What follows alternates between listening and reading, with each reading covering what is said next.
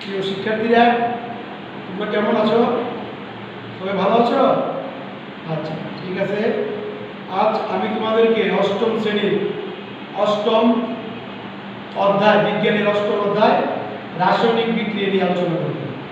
সবাই বই এবং খাতা খুলো, তোমাদের লিখতে হবে।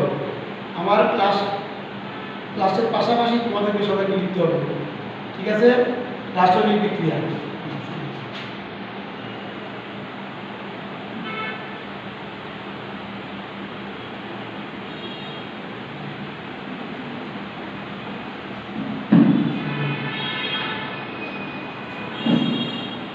দেখো, রাসায়নিক বিক্রিয়া, এখানে আমাকে প্রথমেই এই চ্যাপ্টারের নাম রাসায়নিক বিক্রিয়া।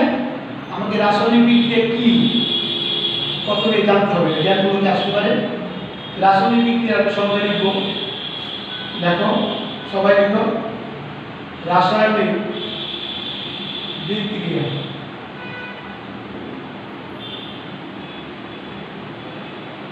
যে প্রক্রিয়ায় এক বা একাধিক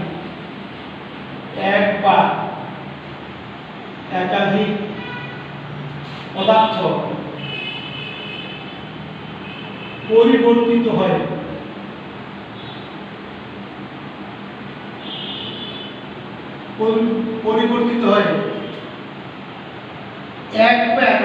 বা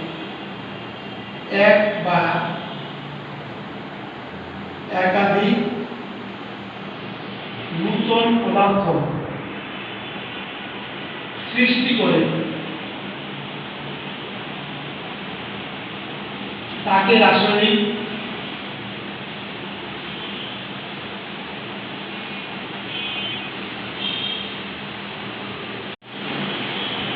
তাহলে আমি সংজ্ঞাটা আবার বলছি, এটা জ্ঞানমূলক আসতে পারে পরীক্ষায়। রাসায়নিক বিক্রিয়া কি? রাসায়নিক বিক্রিয়া যে প্রক্রিয়ায় এক বা একাধিক পদার্থ পরিবর্তিত হয়, এক বা একাধিক নতুন পদার্থ সৃষ্টি করে তাকে রাসায়নিক বিক্রিয়া বলে। দেখো সবাই, এন হচ্ছে সোডিয়ামের প্রতীক, যোগ ক্লোরিন। এখন দেখো, এখানে সোডিয়াম একটা ধাতু, ধূসর বর্ণের নরম ধাতু, আর ক্লোরিন একটা বিষাক্ত গ্যাস। কিন্তু এই দুটো বিক্রিয়া করে উৎপন্ন করে সোডিয়াম ক্লোরাইড। এটা সম্পূর্ণ নতুন পদার্থ। সোডিয়াম ক্লোরাইড মানে খাবার লবণ, আমরা যে লবণ ভাতের সাথে খাই, এটা হচ্ছে সোডিয়াম ক্লোরাইড। সোডিয়াম ক্লোরাইড ছাড়া আমাদের তো দৈনন্দিন জীবন কল্পনাই করা যায় না। অথচ এটা তৈরি হতে যে দুটো পদার্থ লাগে, একটা ক্লোরিন, একটা বিষাক্ত গ্যাস, আর সোডিয়াম একটা ধাতু।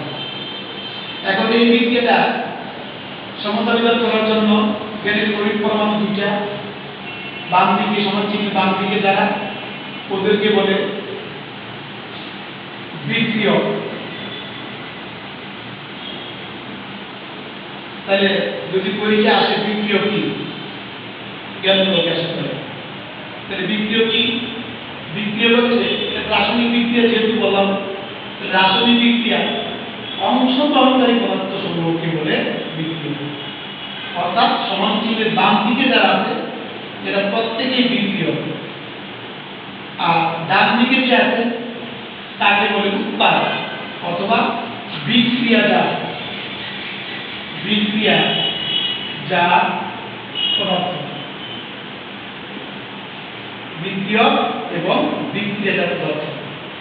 এখন যদি পরীক্ষা আসে তোমার বিক্রিয়াজাত পদার্থ কি, তোমাকে লিখতে হবে রাসায়নিক বিক্রিয়া যে সকল পদার্থগুলি উৎপন্ন হয় তাদেরকে বলে বিক্রিয়াজাত পদার্থ। এবং এই পদার্থগুলি সমতা চিহ্নের ডান দিকে থাকে। আবার দেখো, কার্বন যোগ অক্সিজেন। এখানে কার্বন একটা কৃষ্ণ বর্ণের পদার্থ, কঠিন পদার্থ, কয়লা, কার্বন, কাঠ, সেটা কার্বন। আর অক্সিজেন হচ্ছে আমাদের জীবনের জন্য সবচেয়ে বেশি প্রয়োজন, অক্সিজেন গ্যাস। আর এই দুটো বিক্রিয়া করে যেটা উৎপন্ন হয় ওটা হচ্ছে কার্বন ডাই অক্সাইড। এটা আমাদের জীবনের জন্য, মৃত্যুর জন্য এটা দায়ী, আমাদের জীবনের জন্য হুমকি স্বরূপ কার্বন ডাই অক্সাইড। আর এটা তৈরি করতে যেগুলি লাগে, অক্সিজেন হলো জীবনের জন্য সবচেয়ে বেশি প্রয়োজন, আর কার্বন একটা কালো বর্ণের কঠিন পদার্থ।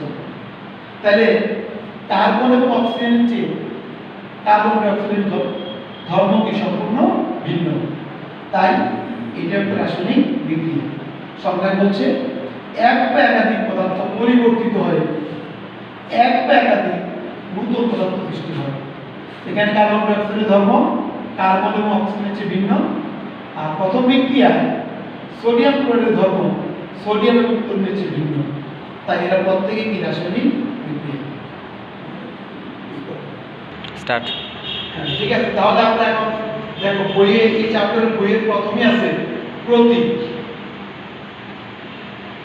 প্রতীক প্রতীক কি তোমরা সবাই জানো, এর পর্যন্ত 118টা মৌলিক পদার্থ আবিষ্কার হয়েছে।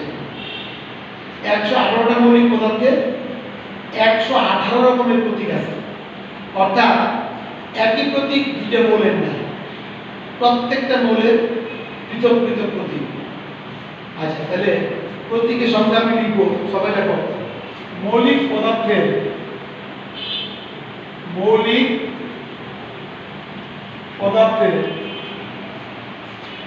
পুরো নামে, এই পুরো মানে পূর্ণ, সম্পূর্ণ,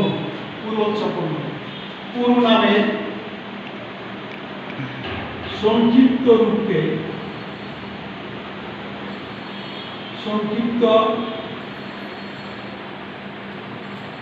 রূপকে প্রতীক বলে।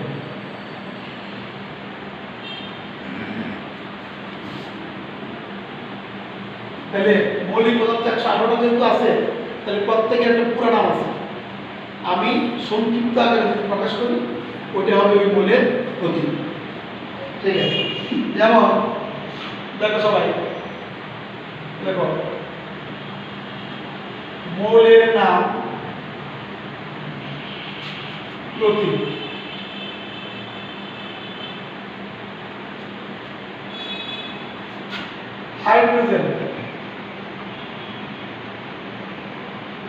হাইড্রোজেন একটা মৌল, এটা ইংরেজি নাম হচ্ছে HYDROGEN,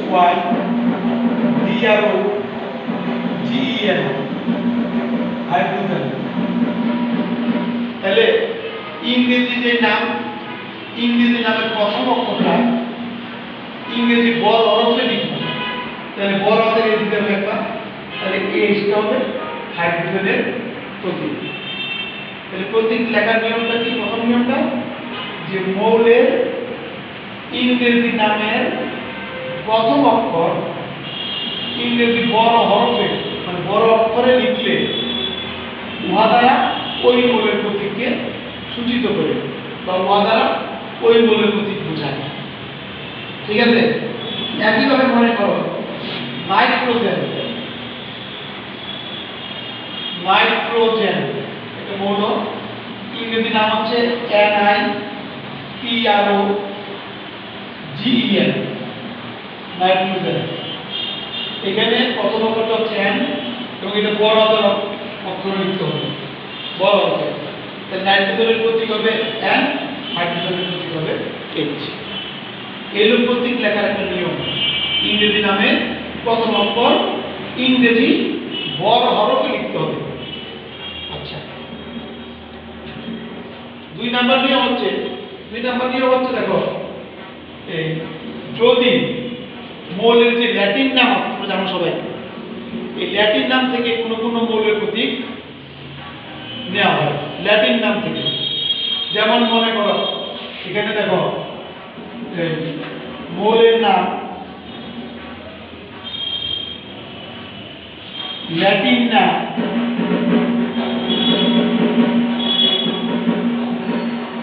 নাম প্রতীক,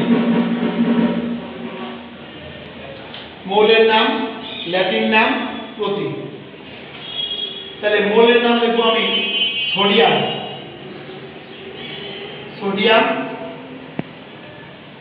এটা ব্র্যাকেট আমি ইংলিশ নাম্বার লিখবো SODIUM, ইউএন, সোডিয়াম। সোডিয়াম বলে ল্যাটিন নাম হচ্ছে নাট্রিয়াম, NaTriUM, নাট্রিয়াম। তাহলে সোডিয়ামের ইংরেজি নাম থেকে প্রতীকটা আসবে না, সোডিয়ামের প্রতীকটা আসবে ল্যাটিন নাম থেকে। তাহলে ল্যাটিন নাম নাট্রিয়াম, ল্যাটিন নামের মধ্যে এখানে শুধু অ্যান প্রথম অক্ষর লিখলে হবে না, কারণ অ্যান দিয়ে দেখুন পরে নাইট্রোজেনকে বোঝায়। তাহলে অ্যানের সাথে আরেকটা ছোট বর্ণমালা যোগ করতে হবে, যেটা উল্লেখযোগ্য উচ্চারিত হয়, যেটার উচ্চারণটা প্রাধান্য পায়। সোডিয়ামের সাথে তুমি প্রতীক লেখার জন্য তোমাকে Na লিখতে হবে, এটা ছোট হতে হবে, নাট্রিয়াম। Na হচ্ছে সোডিয়ামের প্রতীক।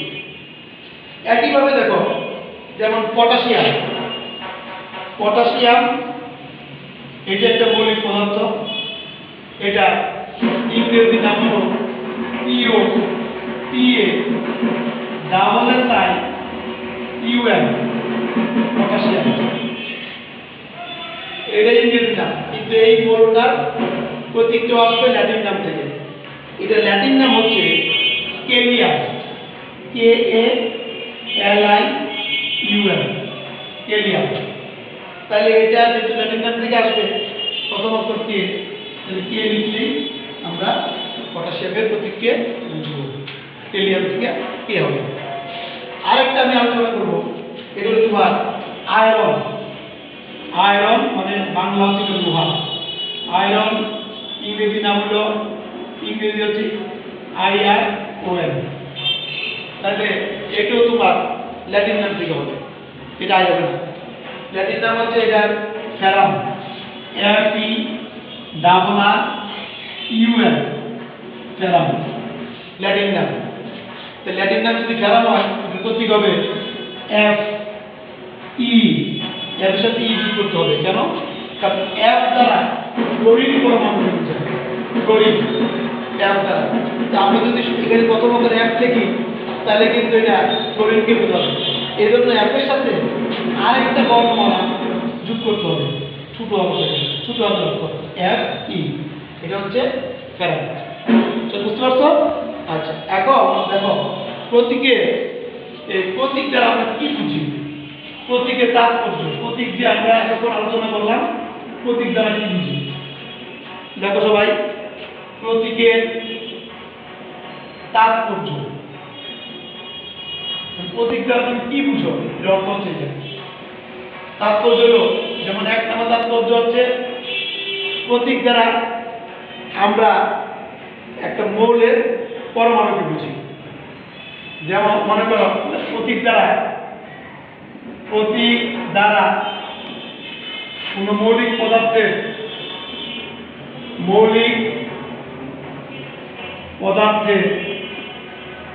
একটি পরমাণুকে বোঝায়, একটি পরমাণুকে বোঝায়। প্রতীক দ্বারা কোন মৌলিক পদার্থের একটি পরমাণুকে বোঝায়। যেমন এই যে সি, তো আমরা সবাই সি মানে কার্বন। সি দ্বারা কি কার্বনের একটি পরমাণুকে বোঝায়,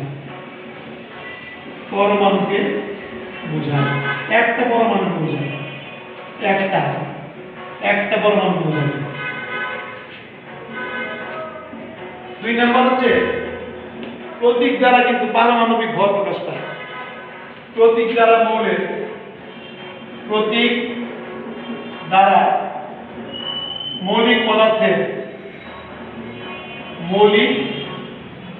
পদার্থের পারমাণবিক ভর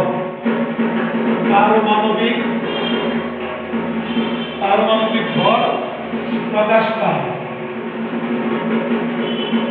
প্রতীক দ্বারা মৌলের পারমাণবিক ভর প্রকাশ পায়। যেমন মনে করো, ওটা কি, ওটা হলো অক্সিজেনের প্রতীক, তাই তো?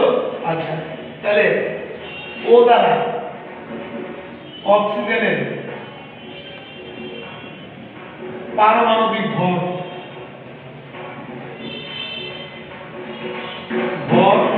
16 জানা আছে নিশ্চয়ই। অক্সিজেনের পারমাণবিক ভর 16 জানতে হবে, না জানলেও জানতে হবে। অক্সিজেনের পারমাণবিক ভর 16, তাহলে ও দ্বারা অক্সিজেনের পারমাণবিক ভর 16 প্রকাশ পায়। আর তারপর দেখো, তারপর প্রতীকের তাৎপর্যকতা বল হয়েছে। আর প্রতীকের পর আমরা করবো এখন সংকেত। সংকেতের সংজ্ঞা হবে প্রতীকে শুধু মৌলিক পদার্থ, আর সংকেতে মৌলিক পদার্থ হতে পারে, যৌগিক পদার্থ হতে পারে সংকেতে। তাহলে সংকেতের সংজ্ঞা হবে মৌলিক বা যৌগিক পদার্থের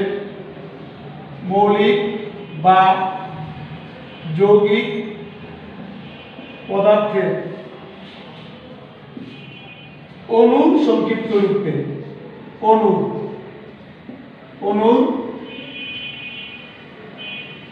সংক্ষিপ্ত রূপকে সংকেত বলে।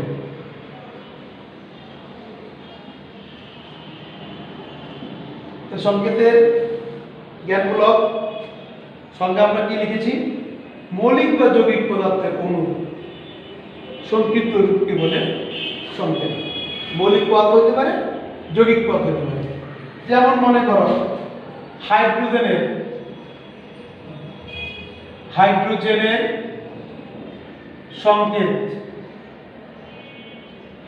সংকেত হবে H2। শুধু H কিন্তু ছিল, শুধু H, এটা ছিল হাইড্রোজেনের প্রতীক, আর এটা হবে H2। কেন? এই যেখানে বলা আছে অণুর সংক্ষিপ্ত রূপ, তাহলে এইটা দ্বারা বোঝা হাইড্রোজেনের পরমাণু, আর এইটা দ্বারা বোঝা হাইড্রোজেনের অণু। তো যেহেতু অণুগুলিকেই বলে আমরা সংকেত, তাহলে হাইড্রোজেনের সংকেত হবে H2, অণুর সংক্ষিপ্ত রূপ। একইভাবে দেখো পানির সংকেত,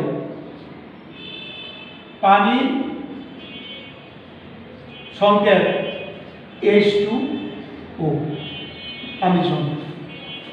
এই পানি কিন্তু একটা যৌগিক পদার্থ, পানি। কেন? এখানে হাইড্রোজেন এবং অক্সিজেন একের অধিক মৌল আছে, আর উপরে হাইড্রোজেন আছে, এটা হচ্ছে মৌলিক পদার্থ। তাহলে সংকেত কি হলো? মৌলিক বা যৌগিক পদার্থের অণুর সংক্ষিপ্ত রূপ। তাহলে এইগুলি অণু, এটা অণু, প্রত্যেকেই অণু। এখন আসো সংকেতের তাৎপর্য করলাম। সংকেত দ্বারা আমরা কি বুঝি? পরীক্ষা আসতে পারে পরীক্ষায় সংকেত দ্বারা আমরা কি বুঝি? তাহলে সংকেতের তাৎপর্য দেখো সবাই দেখো সংকেতের তাৎপর্য। এখন আমার এখানে দুটো সংকেত লেখা আছে, তাহলে আমি এগুলি তাৎপর্য বললে তো হয়ে গেল। তাহলে দেখো 1 নম্বর হলো, তাহলে সংকেত দ্বারা একটি নির্দিষ্ট পদার্থের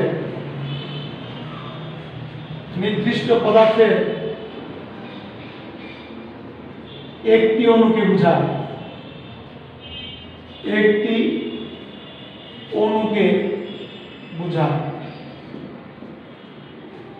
নির্দিষ্ট পদার্থের একটি অণুকে বোঝায়।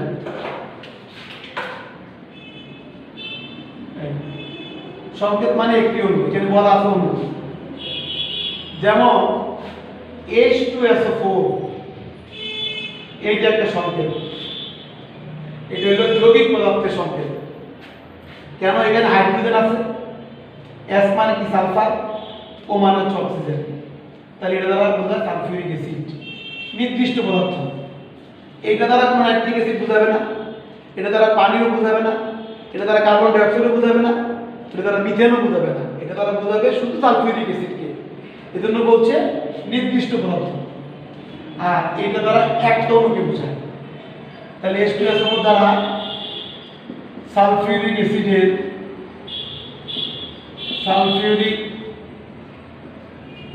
অ্যাসিডের একটি অণুকে বোঝায়। তাহলে আমরা কি করলাম, সংকেত দ্বারা পদার্থটা নির্দিষ্ট আর অণু হবে একটা। যেমন আমি আরেকটু বলি দেখো সবাইকে, যেমন এইটা হচ্ছে পানি H2, আমি আগে বলছি এটা পানি সংকেত। এটা দ্বারা কিন্তু পানি বোঝায়, নির্দিষ্ট পদার্থ পানি এবং পানির একটা অণু। এখন যদি তোমাকে বলে তাহলে 5 অণু পানি কিভাবে হবে, তাহলে তুমি পানি দেখো আবার H2O সামনে 5 দিয়ে দাও, এগুলো 5 অণু পানি, এটা 5 অণু পানি হবে। আবার যদি সামনে আরেকটা 1 দাও, এটা হবে 15 অণু পানি।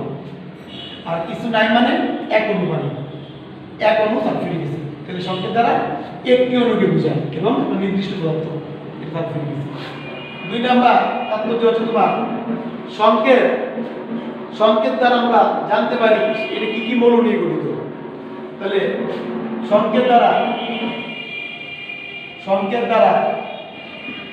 যৌগটি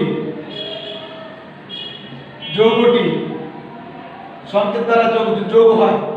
সংকেত দ্বারা যৌগটি কোন কোন মৌল নিয়ে গঠিত, কোন কোন মৌলিক পদার্থ নিয়ে গঠিত, মৌলিক পদার্থ নিয়ে গঠিত তা জানা যায়, তা জানা যায়। সংকেত দ্বারা পদার্থটি কোন কোন মৌলিক পদার্থ নিয়ে গঠিত তা জানা যায়। যেমন দেখো, যেমন CH4 এটা একটা সংকেত, এটা কার সংকেত, মিথেন। CH4 মিথেন, তাহলে CH4 এর সংকেত, মিথেনের সংকেত এটা। এখানে আমরা জানতে পারি কি কি মৌল আছে, কার্বন এবং হাইড্রোজেন। কার্বনের পরমাণু কয়টা, একটা। হাইড্রোজেনের পরমাণু কয়টা, চারটা। তাহলে মিথেন CH4 যৌগে কার্বনের একটি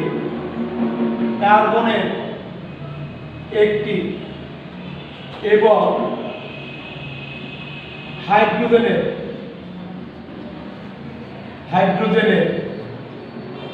4টি পরমাণু এবং হাইড্রোজেনের 4টি পরমাণু আছে। ঠিক আছে, তাহলে কোন মৌলের কয়টা পরমাণু জানা যায়।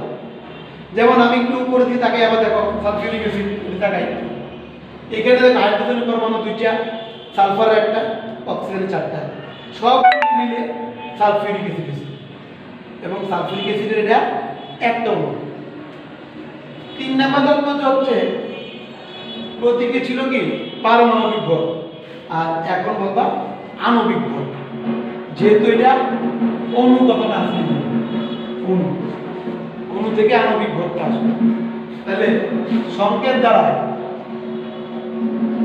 দ্বারা পদার্থের আণবিক ভর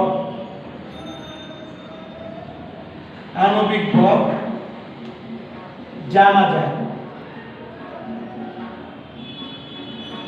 এখানে পদার্থ বলা কেন বলতে হবে, কারণ যেহেতু এখানে মৌলিক পদার্থ আছে, যৌগিক পদার্থ আছে, এজন্য একবার এটাকে বলা হয় পদার্থ। তাহলে আমরা আণবিক ভর জানবো। যেমন দেখো, এইটা হলো মৌলিক পদার্থ এবং সংকেত হাইড্রোজেন। তাহলে H2O এত এর আণবিক ভর হলো 1/2, 2 একে 2। 1/2 মানে হাইড্রোজেনের পারমাণবিক ভর হচ্ছে 1। যেহেতু হাইড্রোজেনের পরমাণু 2টা আছে, এর 2টা পরমাণু আছে, তাহলে 1/2 হবে। আর এটা হচ্ছে হাইড্রোজেনের পারমাণবিক ভর, আর এটা আণবিক ভর।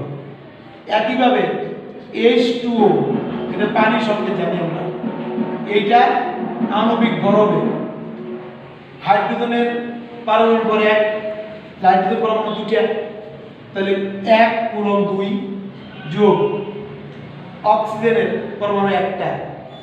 অক্সিজেনের আমি আগেই বলেছি অক্সিজেনের পারমাণবিক ভর হচ্ছে 16। তাহলে আণবিক ভর বের করে যতগুলি পরমাণু নিয়ে গঠিত সবগুলি পরমাণু ভরে যোগ করতে হবে। তাহলে এটা হয় তোমার 2 একে 2 যোগ 16 এবং 2 হবে 18।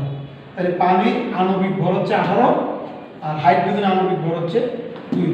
এখানে H2 হচ্ছে হাইড্রোজেনের সংকেত আর H2 হচ্ছে পানির সংকেত। তাহলে সংকেতের থেকে আসে আণবিক ভর আর প্রতীক থেকে আসে কি পারমাণবিক ভর। সবাই বুঝতে পারছো? ঠিক আছে।